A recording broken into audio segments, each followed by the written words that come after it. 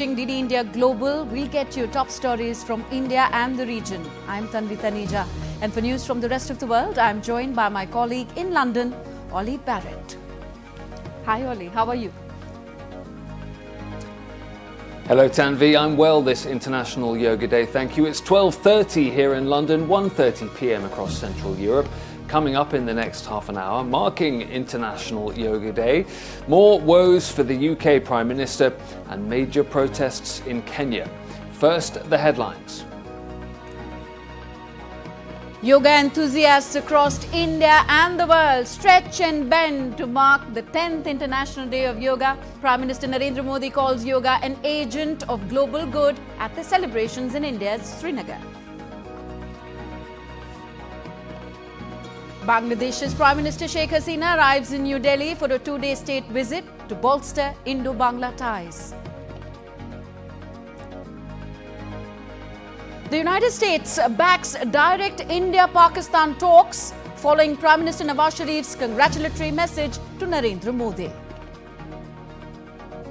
And British Prime Minister Rishi Sunak's troubles mount as the Tory party campaign hit with election date betting allegations.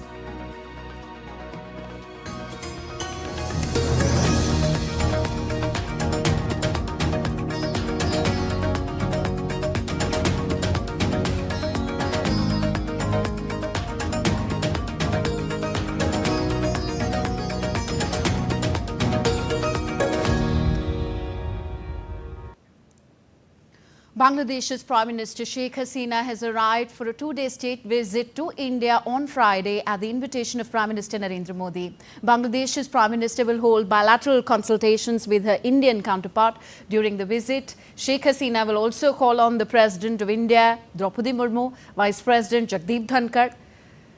She was among the international leaders who attended the swearing-in ceremony of Prime Minister Narendra Modi and the Union Council of Ministers on the 9th of June in New Delhi. India's Ministry of External Affairs spokesperson Randhir Jaiswal held a press briefing in New Delhi a short while ago. Speaking on the death of Hajj pilgrims from India, he said that 98 Indians have died due to natural causes. This year, 175,000 Indian pilgrims have visited Hajj so far. The core Hajj period is from, I think, May 9 to 22nd of July. So far, we've lost, or there are 98 Indians, pilgrims who have died in Hajj. These deaths have happened on account of natural illness, natural causes, chronic illness, as also old age. On the day of Arafat, 6 Indians died, and 4 Indians have died on account of accidents. Speaking on the US congressional delegation meeting Dalai Lama at his residence in India's Dharamshala, the Ministry of External Affairs spokesperson said that Dalai Lama is accorded due courtesies and freedom to conduct his religious and spiritual activities. The meeting sparked anger from China, which views the exiled spiritual leader of Tibetan Buddhism as a separatist. The government of India's position on His Holiness the Dalai Lama has been very clear and consistent. He is a revered religious leader and is deeply respected by the people of India. His Holiness is accorded due courtesies and freedom to conduct his religious and spiritual activities.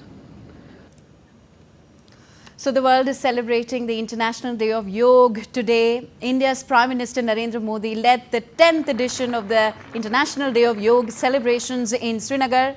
Srinagar is the capital of the Indian Union Territory of Jammu and Kashmir. He practiced yoga at the Sher-e-Kashmir International Conference Centre in the morning. More than 4,000 people from all walks of life performed yoga along with Prime Minister Narendra Modi on the banks of the famous Dal Lake of Kashmir. The event promoted health and wellness through yoga. Prime Minister Modi said on the occasion that the world is looking at yoga as an agent of global good. He said that yoga is not just an art, it's also a science. योग केवल एक विद्या नहीं है, बल्कि एक विज्ञान भी है। आज सूचना क्रांति के इस दौर में हर ओर सूचना संसाधनों की बाढ़ है। ऐसे में मानव मस्तिष्क के लिए एक विषय पर फोकस कर पाना एक बड़ी चुनौती साबित हो रहा है। इसका भी निदान हमें योग से मिलता है। हम जानते हैं एकाग्रता मानव मन की सबसे बड़ी ताकत है। योग ध्यान के जरिए हमारा ये सामर्थ्य भी निखरता है। इसलिए आज आर्मी से लेकर स्पोर्ट्स तक में योग को शामिल किया जा रहा है। स्पेस प्रोग्रेस में भी जो एस्ट्रोनॉट्स को ट्रेनिंग दी जाती है उन्हें भी योग और ध्यान की ट्रेनिंग दी जाती है। इससे प्रोडक्टिविटी भी बढ़ती है, सहन शक्ति भी बढ़ती है। आजकल तो कई जेलों में कैदियों को भी योग कराया जा रहा है ताकि वो सकारात्मक विचारों पर अपने मन को केंद्रित कर सके। So whether practiced individually or in a group setting, yoga offers a sanctuary for personal growth and spiritual renewal, making it a valuable tool for improving overall well-being in our modern, often hectic lives. Various ministers from the Indian cabinet, the Prime Minister, of course, the President, mark the International Day of Yoga in India today. Take a look.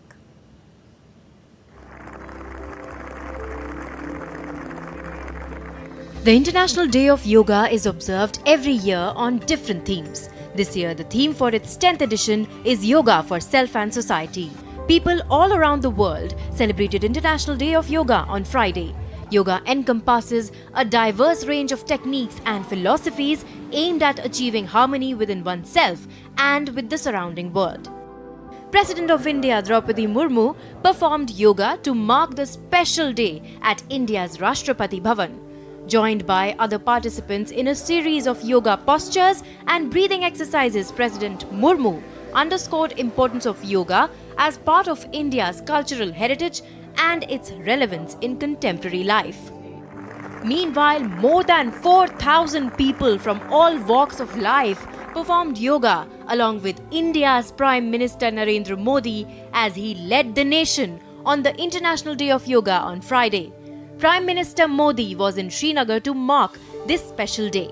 He performed yoga on the banks of Dal Lake and addressed the yoga enthusiasts present there and said that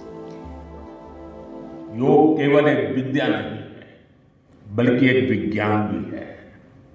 आज सूचना क्रांति के इस दौर में हर ओर सूचना संसाधनों की बाढ़ है। ऐसे में मानव मस्तिष्क के लिए एक विषय पर फोकस कर पाना एक बड़ी चुनौती साबित हो रहा है। इसका भी निदान हमें योग से मिलता है।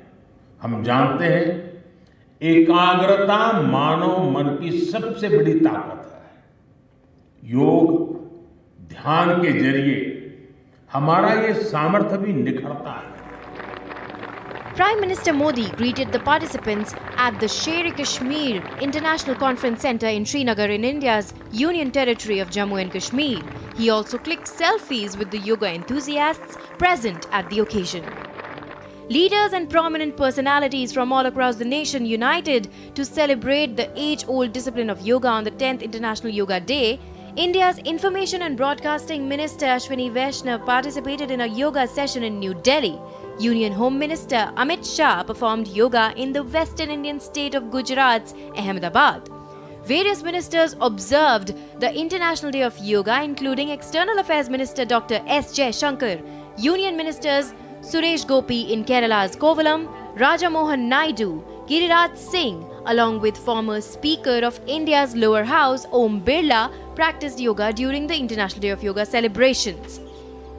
Yoga is not merely a physical exercise but a holistic practice that integrates the body, mind and the soul.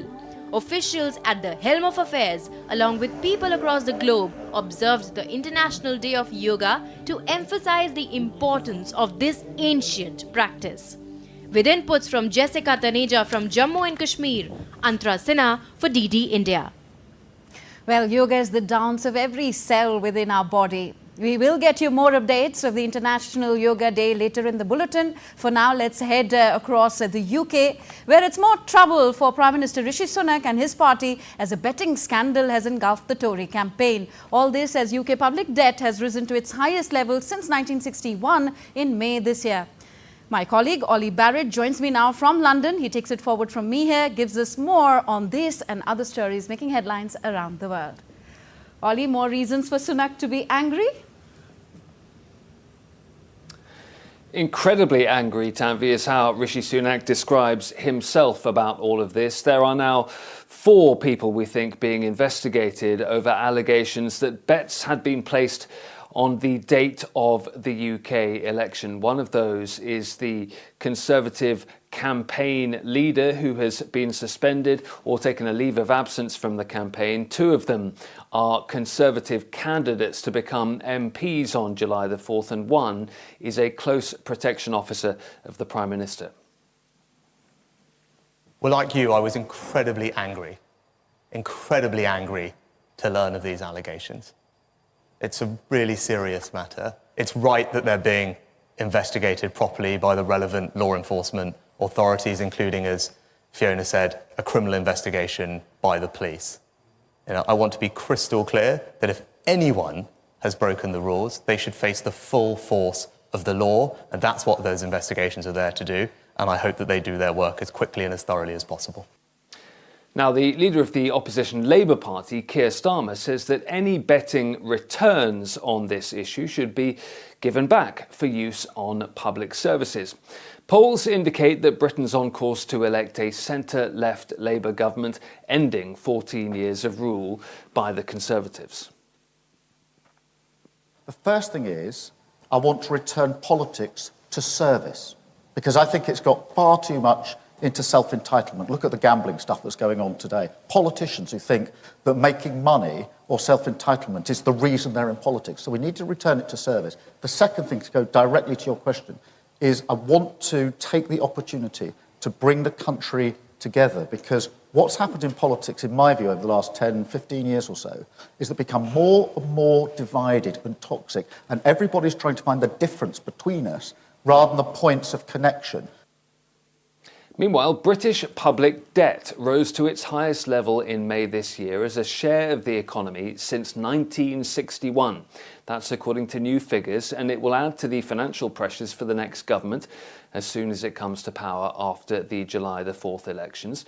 Public sector net debt, excluding state-controlled banks, rose to $3.47 trillion, or 99.8% of gross domestic product in May, up from 96.1% a year earlier.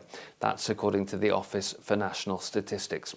But British debt levels came in lower than expected, according to many analysts, and are below many other Western countries, including the US, France and Italy.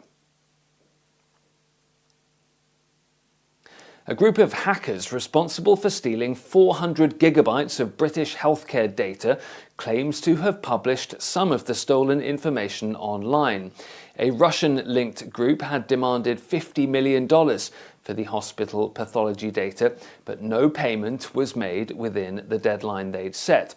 DD India correspondent Stuart Smith reports from London. Killing cyber attacks earlier in the month are still causing disruption to England's National Health Service, with over 1,000 operations and over 2,000 appointments so far postponed. The Russian-linked group downloaded sensitive blood test data, which included patient information like names and dates of birth, before wiping it from the hospital system. They then blackmailed the hospitals for the data back in what's known as a ransomware attack. The private company that was hacked provides testing services to London hospitals. It says it's analysing the data published online on Friday to see what has been made public. As well as patient data, the hackers also published information on financial arrangements between healthcare providers. NHS England, which is responsible for running the country's hospitals, has apologised to patients and says staff are continuing to work hard to rearrange appointments and treatments. Stuart Smith in London, reporting for DD India. The Israeli army has released a video of ground troops operating in Gaza and several aerial strikes on targets of Hamas. According to the army, it also carried out an aerial strike against a site it said was used by Islamic Jihad to launch rockets from inside a shelter in the humanitarian area in Khan Yunis in Gaza. According to the army statement, various measures were taken to mitigate harm to civilians before carrying out the strike on Thursday. Meanwhile, US Secretary of State Antony Blinken told Israeli officials during a meeting of the need to avoid further escalation in Lebanon amid the war in Gaza. Blinken's been meeting with the Israeli National Security Advisor Tzachi Hanegbi and Ron Dermer, Israel's Minister for Strategic Affairs. The US State Department says the possibility of Russia delivering weapons to North Korea is incredibly concerning. US State spokesperson Matthew Miller says it would destabilize the Korean peninsula and potentially violate UN Security Council resolutions that Russia has previously supported.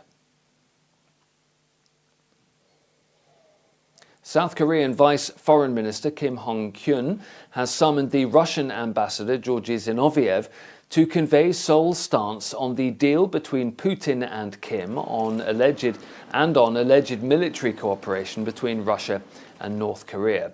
South Korea's Foreign Minister Cho Tae-yol and US Secretary of State Antony Blinken have condemned the treaty as a serious threat to regional peace and stability.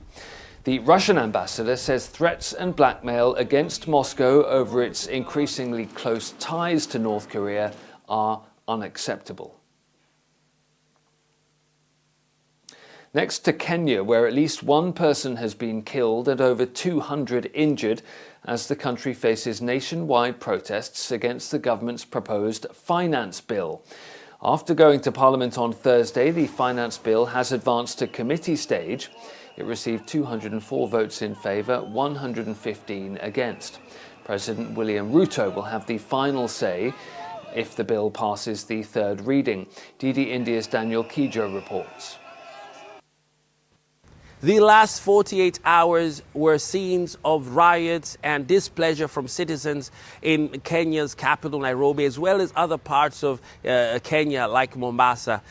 Young people ranging from 18 to 35 to 40, in their hundreds, took to the street to show their displeasure with the proposed finance bill and the tax changes in which President William Ruto's government was pushing for. Some of these changes that citizens were adamant should not be included in the finance bill were a 16% value addition tax on bread, as well as doubling of taxes on older cars. So over the last 48 hours, about 300 people were detained by police who say they were only exercising their constitutional right to show their displeasure. This echo was also heard from human rights group who echoed this sentiment, saying that citizens were free to express their displeasure. However, on the other hand, police and security forces said that the way that the riots were organized were illegal. Now we know that yesterday Kenya's finance bill was advanced to the committee stage in Parliament after receiving 204 yes votes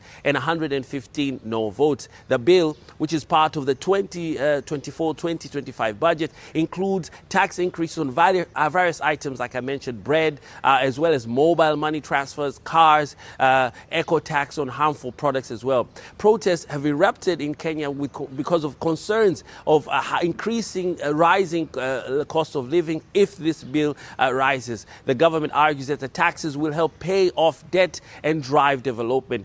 Despite the proposed revisions to some of these taxes, protesters demand the entire bill should be dropped, citing that the remaining taxes increases will only impact the cost of living. President William Ruto will have the final say if the bill passes after the third reading. This is me, Daniel Kijo, reporting for DD India from Dar es Salaam. Thousands of people have gathered at the iconic Times Square in New York City to perform yoga to mark International Yoga Day. Organisers say the numbers of US nationals practicing yoga continue to soar as more people realise the physical and spiritual benefits. DD India's Mitch McCann reports. It's hardly the most peaceful place to practice, but surrounded by the bright lights and shining signs of Times Square, thousands of New Yorkers are rehearsing their downward dogs, upward-facing dogs and warrior poses, and they say it is possible to find calm among the chaos. Honestly, you kind of just like zone out. Like there's people walking around and like you feel like you're in a little bit of a fish tank, like with them taking pictures, but I don't know, I didn't find it hard to relax. Relaxation is just one of the many benefits of practicing yoga, according to Douglas Stewart. It was his idea to bring yoga to Times Square more than 2 decades ago for what he describes as a challenge for the mind. This is a great experiment to see if it's possible in all of this chaos to find or to cultivate peace. It's a puzzle. It's a puzzle made all that more difficult by the soaring heat, which is now regularly exceeding 30 degrees Celsius each day in New York. Yoga has become increasingly popular among millions of people. For some, it's an escape from everyday life, although doing yoga here in Times Square is a little more distracting than usual. It's widely regarded that yoga first arrived in the United States way back in the late 1800s, but those we spoke to say it's still growing now, with more Americans open to giving it a go. Yogis say 8 years old is your spine is flexible, so, you know, here's to old age in yoga. I think it's good for my body, especially as I get older. It's not, you know, impact or anything, it's not high impact, and also good for my mind and meditation. This event will see thousands practice yoga at what's often referred to as the crossroads of the world. And judging by the turnout today, Times Square will see yogis for many years to come. Mitch McCann in New York for DD India.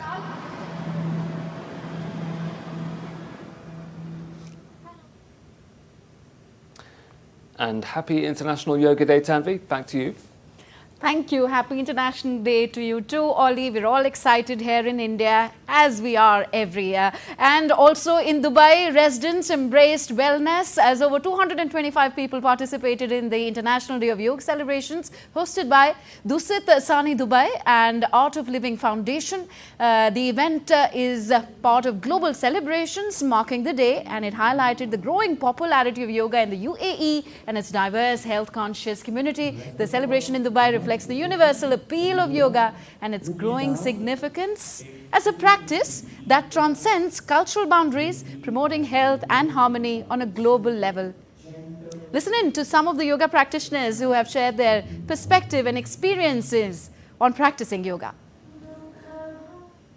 Really thankful to our own Prime Minister Narendra Modi ji and obviously Gurudev Shri Ravi Shankar ji for taking it across the globe. We are in 180 countries today celebrating the 10th International Day of Yoga. It's not only about the stretches on the body, but when you do those stretches, the way it impacts your mind and brings such a good union of the body and mind, and that is where your life is so complete. We are at the beautiful Dusit Thani to celebrate the 10th International Yoga Day. It was an amazing experience. Yoga is all about breathe, smile, stretch and meditate, and we experienced all of that in the utmost style today. I've been doing yoga for many years, but it was amazing being here today. It was an absolutely blissful experience doing it with other 300 participants. So it was a great journey today. Okay, let's now turn to some more international updates. The United States has said that it supports direct discussions between India and Pakistan, but the pace, scope and character of these talks should be determined by the two neighbouring countries. US State Department spokesperson Matthew Miller said that the US values its important relationships with both New Delhi and Islamabad. Pakistani Prime Minister Shehbaz Sharif had congratulated Indian Prime Minister Narendra Modi for securing a third term in the recently concluded elections. We value our important relationships with both India and Pakistan. As we have said, we support direct discussions between India and Pakistan, but the pace, scope, and character should be determined by those two countries, not by us. China said that the European Union may trigger a trade war if it continues to escalate tensions. Last week, the European Commission proposed tariffs of up to 38.1% on electric vehicle imports from China, despite Beijing's protest, plunging trade ties to a new low. The Chinese side said that the EU intimidated and coerced Chinese enterprises, threatened to apply punitive high tariff rates, and demanded overly broad information. Beijing has also launched an investigation, a dumping investigation into EU pork imports. So as people world over bend and stretch to celebrate the 10th International Day of Yoga, events and activities continue worldwide to honor the ancient Indian practice and its immense benefits, physically, mentally and spiritually. Enthusiasts from various countries are participating in different yoga sessions all over the world. Take a look.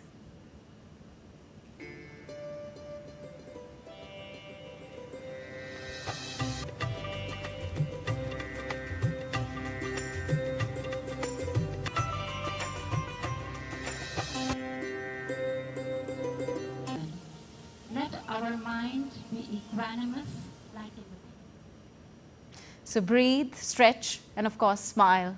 That's the core message of International Day of Yoga. That's it in this edition of DD India Global. Do let us know your thoughts on the news of the day. Connect with us on our different social media handles. And of course, you can download our DD India mobile app. The app is available on both Android and iOS platforms. We'll be back with more news as it breaks here on DD India. I'm Tanvi Taneja from entire team here in New Delhi. Thank you for watching. Namaskar.